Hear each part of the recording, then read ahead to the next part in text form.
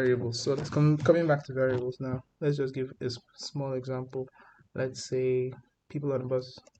So if I wanted to create a variable that represented the number of people on a bus, people on a bus is made up of, that's 4 words, right? So how do I create a variable named people on a bus, combining these 4 words? Now you couldn't do it like this because MATLAB would take this to be 4 different items, and because of the spaces in between, you can't include spaces in your variable name.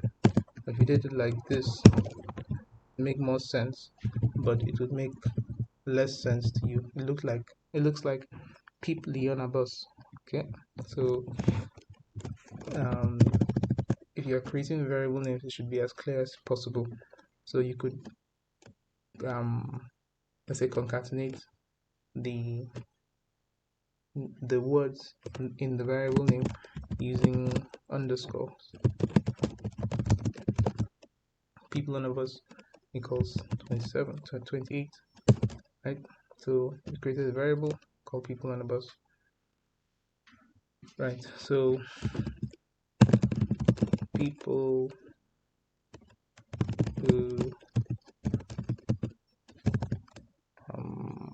what would it be, came on 5. The total people now be people on a bus plus people who came on. The total people will be the sum of these two, 28 plus 5, which is 33. Okay, now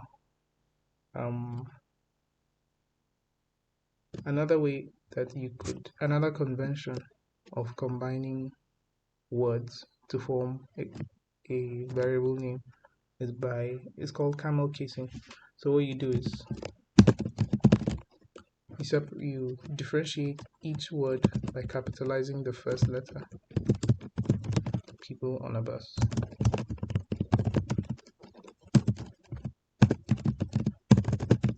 People who descended.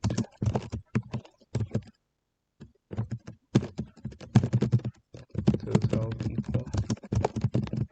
People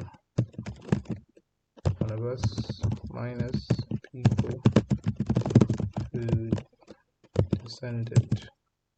Total people 23. Okay, so your variable name should be clear, lucid. It should be sensible, and it shouldn't have spaces. Actually, there's a list of requirements for naming variables.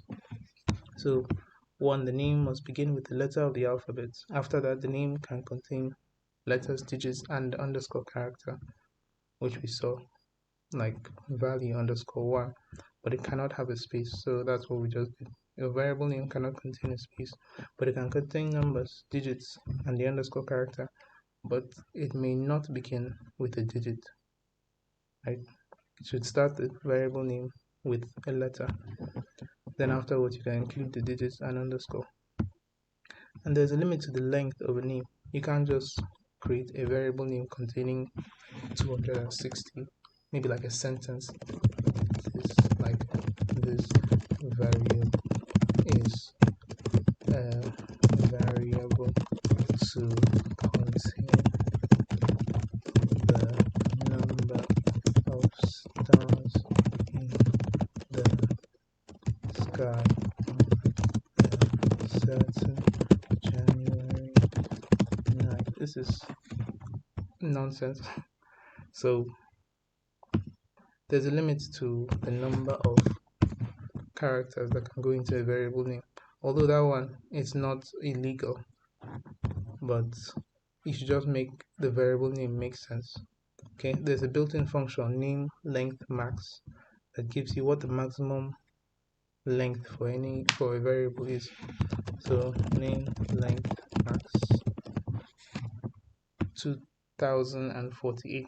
So that's the maximum number of characters that can be included in a variable name, right? So the example I was giving to was actually legal. Although it wouldn't make sense to give such a long variable name. You should make it concise and sensible. Right, so MATLAB is case sensitive, meaning that there's a difference between uppercase and lowercase characters. The difference between uppercase and lowercase characters. Uppercase M is different from lowercase m. So a variable called my num, all lowercase, my num, all uppercase, and my num, mixed case, are all different, although this would be confusing and should not be done. So if you had a variable x equals 3 equals 2, it would be confusing to have another variable capital X equals 3. Or a better example would be if you had a variable called var1 equals 23, another variable called var2 equals 23. var1 is not equal to var2, right? This is all small letters, while this one has this mixed case.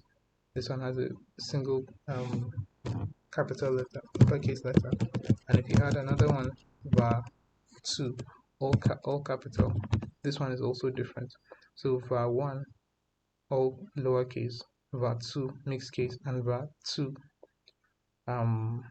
uppercase, are all different, what do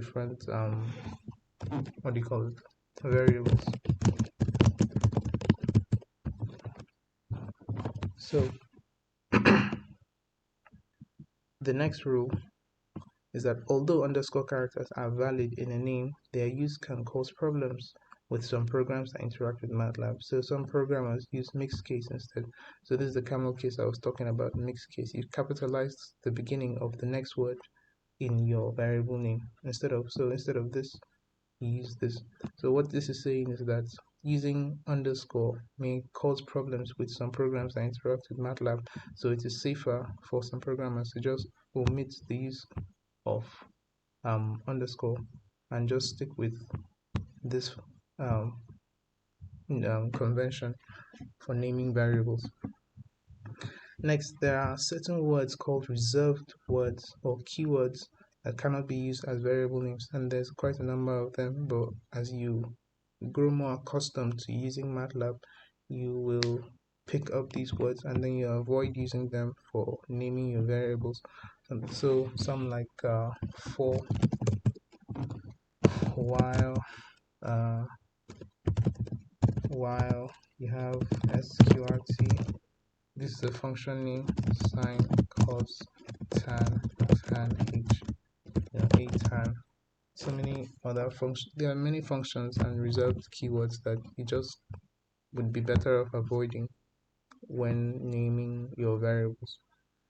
Names of built-in functions. Yeah, so this was saying. So reserved words and keywords, and then names of built-in functions as well should not be used as variable names. And then lastly, variable names should be mnemonic, meaning that they should be lucid and sensible, right? It should be simple enough for you to remember and sensible enough for you not to confuse with other names.